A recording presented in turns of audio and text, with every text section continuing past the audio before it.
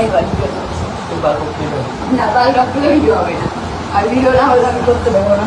তো শফিকের প্রথম আগে ভিডিওটা দেখো বন্ধুরা, তারপরে কিছু কথা বলছি। আর ভিডিও না হলে আমি করতে পারবো না।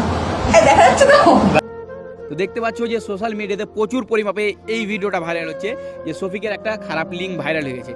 এই কথাগুলো কতটুকু সত্য, যে সত্যি কি শফিকের লিঙ্কটা ভাইরাল হয়েছে না এআই দিয়ে তৈরি করা, সম্পূর্ণ তথ্য থাকছে কিন্তু এই ভিডিওর মাধ্যমে। তো ভিডিওটাকে শুরু থেকে শেষ পর্যন্ত দেখবেন, আর ভিডিওটাকে যারা যারা লাইক করেনি ফাট করে লাইক করার, ভিডিওটাকে ঝড়ের গতিতে শেয়ার করে চ্যানেল নতুন থাকলে সাবস্ক্রাইব করে দেবেন। দেখো শফিকের নতুন নতুন ভিডিওর কিন্তু আপডেট নিয়ে চলে আসি এই চ্যানেলে। তো দেখো রিসেন্টলি একটা ভিডিও ভাইরাল হচ্ছে, মানে কালকে এই ভিডিওটা প্রচুর পরিমাণে সোশ্যাল মিডিয়াতে ভাইরাল হচ্ছে, ফেসবুকে ইনস্টাতে অনেক জায়গায়, যে শফিকের একটা খারাপ ভিডিও লিঙ্ক ভাইরাল হয়েছে, যে সেখানে শফিক নাকি একটা মেয়ের সঙ্গে খারাপ কিছু করতে দেখা যাচ্ছে।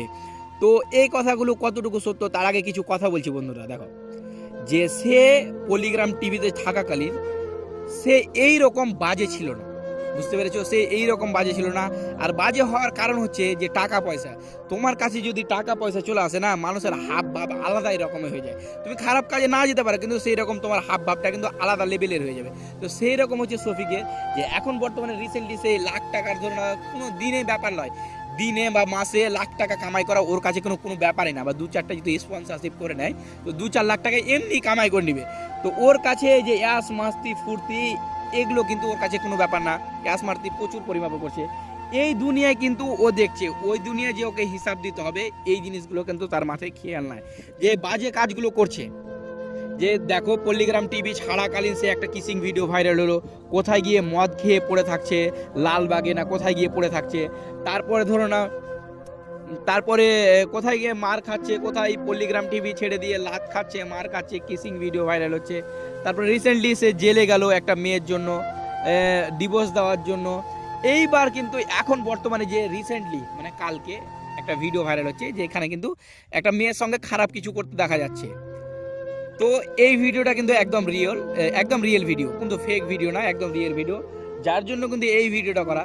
তো তার উদ্দেশ্য শফিক যদি ভিডিওটা দেখে, তোমাদের একটাই কথা বলবো, ভাই তুমি এগুলা কাজ করছো, একে তো প্রচুর পরিমাপে খারাপ করছো, হ্যাঁ প্রচুর খারাপ করছো, দ্বিতীয় হচ্ছে তুমি সোশ্যাল মিডিয়া দিচ্ছ। দেখো ভাই তুমি কাজ করো, আমি বলবো না যে তোমার যে ইচ্ছা তুমি যা পারো তা করো, কিন্তু শুধরার চেষ্টা করো।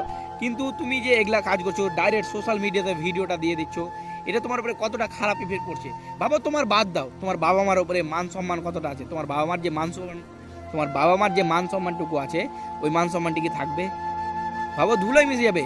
যেই ছেলে মানে তোমার জন্য তোমার বাবা মার মাথায় এতটুকু উঠে গেছিল, তোমার জন্য তোমার বাবা মার মাথা একদম পুরো ওপরে উঠে গেছিল, আর তোমার জন্যই তোমার মা বাবার মাথা কিন্তু একদম নিচে নেমে যাচ্ছে, পুরো ধুলায় মান সম্মান চলে যাচ্ছে, লোকজনের সামনে মুখ দেখাতে পারবে না। ভাই তুমি এই যে কাজগুলো করছো তো ভালো তো করো না, অবভিয়াসলি খারাপ কাজ করছো।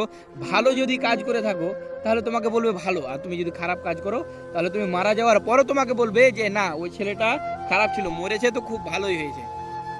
তা আমার উদ্দেশ্য একটাই বলা ভাই, তোমার কাছে একটাই কথা বলা, যে দেখো ভাই তুমি সোশ্যাল মিডিয়াতে তোমার কাছে পাওয়ার আছে, তার কারণ হচ্ছে তোমার ফেস ভ্যালু আছে, তো তুমি ভালো কিছু করো।